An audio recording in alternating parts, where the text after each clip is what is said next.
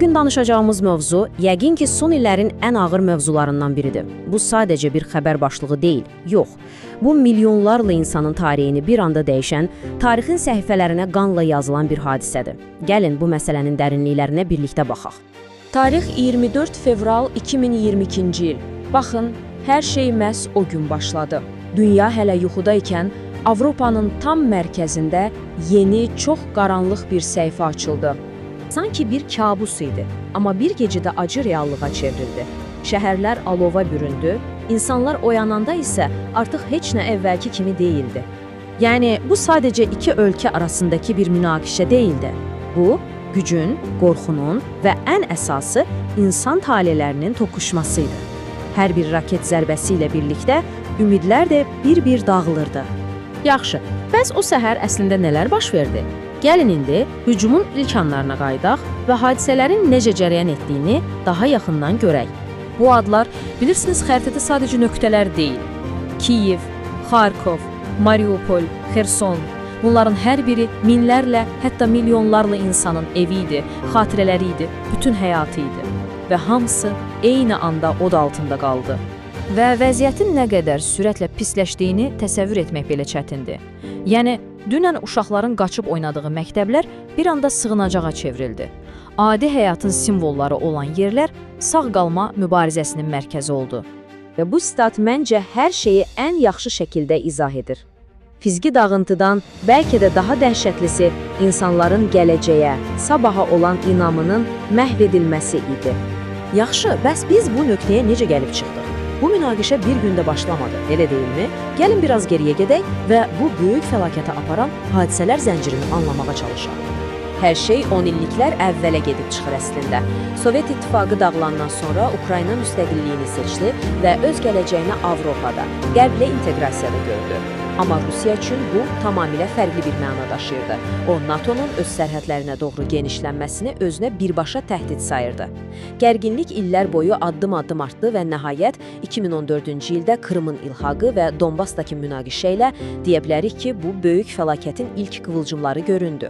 Baxın, burada iki fərqli reallığın, iki fərqli dünya görüşünün toqquşmasını görürük. Bir tərəfdə öz taleyini özü həll etmək, qərbə inteqrasiya olmaq istəyən bir millət var.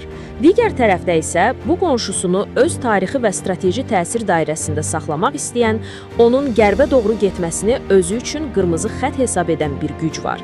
Yəni, bu sadəcə bir ərazi mübahisəsi deyildi. İndiyə qədər siyasətdən, strategiyadan danışdıq. Amma gəlin unutmayaq ki, müharibənin əsl, dəhşətli üzü rəqəmlərdə yox, insan hekayələrində gizlənir.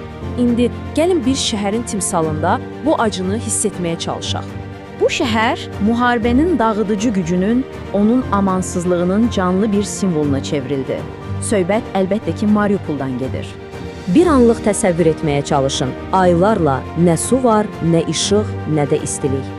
Uşaqlar gün işığı görmədən zirzəmilərdə böyüyür, yaşlılar isə köməksizlik içində soyuqdan donaraq ölür. Bu, 21-ci əsrdə baş verən bir humanitar fəlakət idi. Əlbəttə, belə bir hadisəyə dünya biganə qala bilməzdi və çox tez bir zamanda bu münaqişə artıq lokal yox, qlobal bir məsələyə çevrildi. Və dünya sanki iki yerə bölündü. Bir tərəfdən qərb ölkələri Ukraynaya həm silah, həm də maliyyə dəstəyi verməyə başladı. Digər tərəfdən isə Rusiyaya qarşı bəlkə də tarixdə görünməmiş sərtlikdə iqtisadi sanksiyalar tətbiq olundu. Amma ortada çox ağır bir sual var. Bütün bu siyasi, iqtisadi addımlar, sanksiyalar itirilən o canları geri qaytara bilərmi? Bu sual bütün müzakirələrin fövqündə dayanır. Və bu müharibənin təsirləri döyüş meydanını çoxdan aşdı, bütün dünyaya yayıldı. Avropada enerji böhranı başladı. Niyə? Çünki Rusiyanın enerji resurslarından asıllıq var idi. Sonra bütün dünyada ərzaq qiymətləri qalxdı. Çünki həm Ukrayna, həm də Rusiya dünyanın ən böyük taxıl tədarükçülərindən idi. Və bütün bunların fonunda qlobal bir qorxu və qeyri-müəyyənlik dalğası yarandı. Bütün bu dağıntılardan, bu qədər itkidən və qlobal təsirlərdən sonra ağla tək bir sual gəlir. Bu müharibənin ümumiyyətlə bir qalibi ola bilərmi? Bu çox vacib bir məqamdır. Çünki bu savaş təkcə tanklarla, raketlərlə aparılmırdı.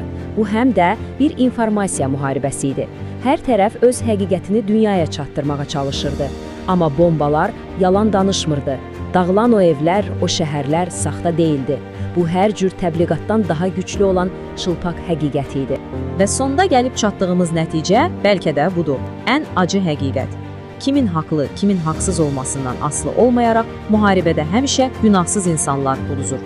Milyonlarla bu rəqəmin arxasında dayanan taleyləri anlamaq çox vacibdir.